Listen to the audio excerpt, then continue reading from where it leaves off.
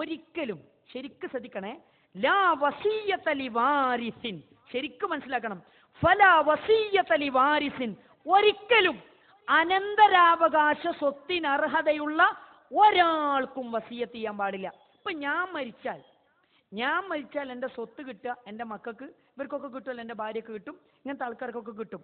അങ്ങനെ ഞാൻ മരണപ്പെട്ടാൽ എൻ്റെ സ്വത്തിന് അനന്തരമെടുക്കാൻ അർഹതയുള്ള ഒരാൾക്കും വസിയത്ത് ചെയ്യാൻ പാടില്ല ഞാൻ.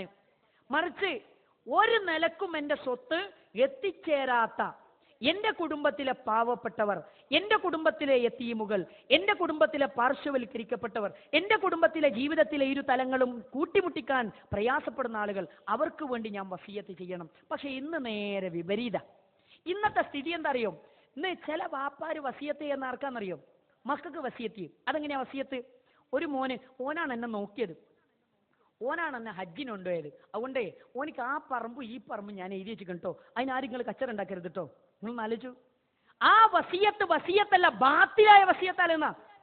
അത് ബാത്തിലായ വസിയത്താണ്. അങ്ങനെ വസിയത്തില്ല, മക്കൾക്ക് വസിയത്തില്ല.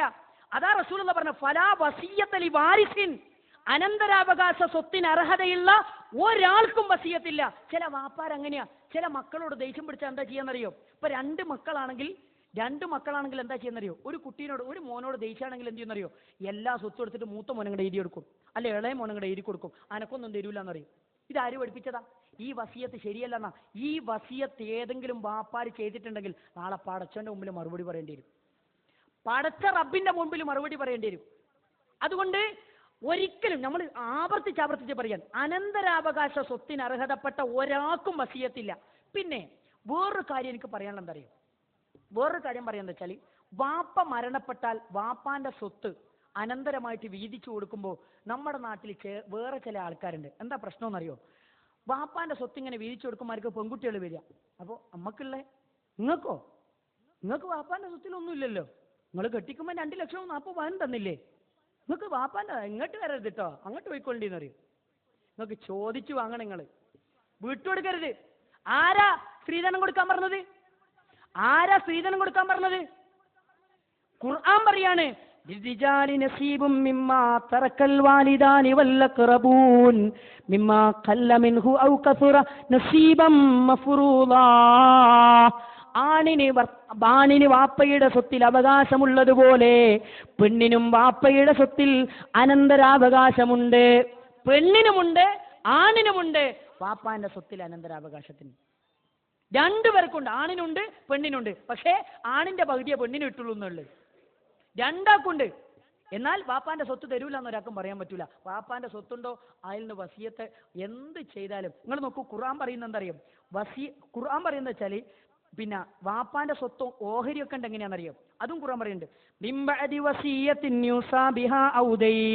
അതേ, വാപ്പാന്റെ വസിയത്തുണ്ടെങ്കിൽ വസിയത്ത് കൊടുത്തു വീട്ടിയതിനു ശേഷം, വാപ്പാന്റെ കടമുണ്ടെങ്കിൽ കടം കൊടുത്തു വീട്ടിയതിന് ശേഷമാണ് വാപ്പാന്റെ സ്വത്ത് ഓഹരി വെക്കേണ്ടത്. സ്വത്ത് ഓഹരി വെക്കുന്ന സമയത്ത് ആണിന് വാപ്പാന്റെ സ്വത്തിൽ ഓഹരി ഉള്ളതുപോലെ അതേ പെണ്ണിനും വാപ്പാന്റെ സ്വത്തിൽ ഓഹരിയുണ്ട്. ആണിന്റെ പകുതിയാണ് പെണ്ണിനെന്നേ ഉള്ളൂ. വാപ്പക്ക് വാപ്പാന്റെ സ്വത്തിൽ അവകാശം പെണ്ണിനുമുണ്ട്. അതാണ് സൂറത്തുൻ നിസായിലൂടെ അല്ലാഹു സുബ്ഹാനഹു വ തആല 7-ാമത്തെ ആയത്തിലൂടെ നമ്മൾ പഠിപ്പിച്ചത്. ആ വിഷയത്തിൽ ആരും എന്ത് ചെയ്യരുത്, ഒരു ഇസ്ലാമിക വിരുദ്ധമായ നിലപാട് സ്വീകരിക്കരുത്. അപ്പൊ നമ്മൾ വസിയത്തിന്റെ വിഷയം ഇങ്ങനെയാണ് നമ്മൾ മനസ്സിലാക്കിയത്. അതേപോലെ തന്നെ നമ്മൾ മനസ്സിലാക്കുന്ന മറ്റൊരു വിഷയം എന്താ വെച്ചാൽ, ചില ബാത്തിലായ വസിയത്തുകളുണ്ട്. അതെങ്ങനെയാണെന്നറിയോ? ചില രക്ഷിതാക്കൾ എന്താ ചെയ്യാന്നറിയോ? ഇപ്പോ പിന്നെ തിരൂര് ഭാഗത്ത് ഒരു വാപ്പ എന്താ ചെയ്തതെന്നറിയോ? മക്കളോടുള്ള ദേഷ്യത്തിന് എന്ത് ചെയ്തെന്ന് വെച്ചാൽ മുതൽ മുഴുവൻ വേറൊരാൾക്ക് എഴുതി വെച്ചു കൊടുത്തു. സ്വന്തം പെങ്ങളെ മകനെ എഴുതി വെച്ചു കൊടുത്തു. മുതൽ മുഴുവൻ എന്ത് ചെയ്തു? പെങ്ങളെ മക്കൾക്ക് എഴുതി വെച്ചു കൊടുത്തു. ഇത് ശരിക്കും എന്താ അറിയോ? ഈ വസിയത്തിനെ കുറിച്ച് പണ്ഡിതന്മാർ പറഞ്ഞെന്തറിയോ? ഈ വസിയത്തുൽ ജാഇറത്തുൻ ബാത്തിലത്തുൻ മർദൂദത്തുൻ, ഇത് തള്ളപ്പെടേണ്ട വസിയത്താണെന്നാ. ഒരിക്കൽ റസൂൽ കരീം സല്ലല്ലാഹു അലൈഹി വസല്ലമയുടെ കാലഘട്ടത്തിൽ നടന്നൊരു സംഭവം പറയാം. ഇമ്രാൻ ഇബ്നു ഹുസൈൻ റളിയല്ലാഹു അൻഹു പറയാൻ, അന്ന റജുലൻ, ഒരു മനുഷ്യൻ, അഅ്തക ഇന്ദ മൗതിഹി സിത്തത റജുലത്തിൻ, ഒരു മനുഷ്യൻ മരിക്കാൻ കിടക്കുന്ന സമയത്താണല്ലോ ചില ആൾക്കാർക്കൊക്കെ തോന്നുന്നത് എനിക്ക് കുറെ നന്മ ചെയ്യണം. അങ്ങനെ ഈ മനുഷ്യൻ എന്താ ചെയ്തെന്നറിയോ? മരിക്കാൻ നേരത്ത് ഇയാളടുത്ത് കുറച്ച് പൈസ ഉണ്ടായിരുന്നു. ആ പൈസ കൊണ്ട് ആറ് അടിമകളെ മോചിപ്പിച്ചു. 6 അടിമകൾ അങ്ങോട്ട് മോചിപ്പിച്ചു. ലം യകുൻ ലഹു മാലിൻ ഗൈറുഹും, ഇതല്ലാത്ത ഒരു പൈസ മൂപ്പര കയ്യിലുമില്ല. ഉള്ള പൈസ കൊണ്ട് എന്ത് ചെയ്തു? 6 അടിമകൾ അങ്ങോട്ട് മോചിപ്പിച്ചു.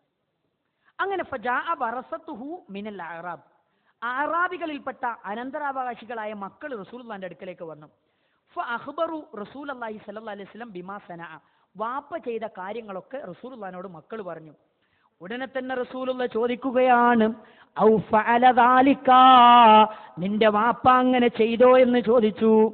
ഉടനെ തന്നെ അവർ പറഞ്ഞു, അതെ ഞങ്ങളുടെ വാപ്പ അങ്ങനെ ചെയ്തിട്ടുണ്ട് എന്ന് പറഞ്ഞപ്പോ ഹബീബായ റസൂലുള്ള പറയുകയാണ്, ലൗ അലിംനാ ഇൻഷാ അല്ലാഹ് മാ സല്ലൈനാ അലൈഹി, ഞാനെങ്ങാനും അതറിഞ്ഞിരുന്നുവെങ്കിൽ ആ മയ്യത്തിന് ഞാൻ നിസ്കരിക്കുമായിരുന്നില്ല. ഞാനെങ്ങാനും അതറിഞ്ഞിരുന്നുവെങ്കിൽ ആ മയ്യത്തിന് വേണ്ടി ഞാൻ നിസ്കരിക്കുമായിരുന്നില്ല എന്ന് ഹബീബായ റസൂലുള്ള പറഞ്ഞുവെങ്കിൽ, ഇത്തരം വസിയത്ത് ചെയ്യുന്ന രക്ഷിതാക്കളെ അത് അല്ലാഹനെ ധിക്കരിക്കലാണ്, ഇസ്ലാമിന്റെ നിയമങ്ങളെ അത് കാറ്റിൽ പറത്തലാണ്, അത് ഇസ്ലാമിന്റെ നിയമങ്ങൾക്ക് നേരെ കുതിര കയറലാണ് എന്നാണ് ഈ ഹദീസുകൾ നമ്മളെ പഠിപ്പിക്കുന്നത്. മഹാനായ റസൂൽ കരീം സല്ലല്ലാഹു അലൈഹി വസല്ലമ നമ്മളെ ബോധ്യപ്പെടുത്തി തരുന്നത്. നിങ്ങൾ നോക്കും, റസൂലുള്ള പറയാ ഞാൻ നിസ്കരിക്കൂല, ഇതെങ്ങനെ ഞാൻ അറിഞ്ഞിട്ടുണ്ട് ഞാൻ നിസ്കരിക്കൂലായിരുന്നു. നമ്മളൊന്ന് ആലോചിച്ചു, അത്രയും ഗൗരവമുള്ള വിഷയം. വീഡിയോസ്, ഓഡിയോസ്, ഇമേജസ് തുടങ്ങിയവ നിത്യവും നിങ്ങളുടെ വാട്സാപ്പിലെത്താൻ ഈ നമ്പർ സേവ് ചെയ്യുകയും ഇതിലേക്ക് സബ്സ്ക്രൈബ് ചെയ്യുക.